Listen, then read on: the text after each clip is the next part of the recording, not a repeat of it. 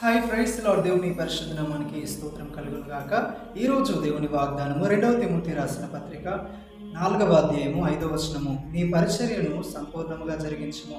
ఆమె హల్లెలూయా. ప్రియమైన సహోదరి సహోదరుడా, దేవుడు నీకు ఇచ్చిన పరిచర్య విషయంలో నమ్మకంగా ఉంటూ, శ్రమ అయినా సరే, అది ఎలాంటి ఒక ప్రతికూలత అయినా సరే, దాంట్లో నమ్మకంగా ఉంటూ నీ పరిచర్యను నువ్వు సంపూర్ణముగా చేయగలిగితే, అవును, దేవుడు నీకోసం ప్రతిఫలమును ఆయన సిద్ధపరిచి ఉంచి ఉన్నారు. కాబట్టి దేవుడు అప్పగించిన సేవను, పరిచర్యను చాలా నమ్మకంగా చేద్దాం. పరిచర్య అనేది సేవకుల ఒక్కరి మీద కాదు, కానీ అది యవనస్తుల మీదను, సంఘంలో ఉండే సంఘస్థుల మీద కూడా ఉంటుంది.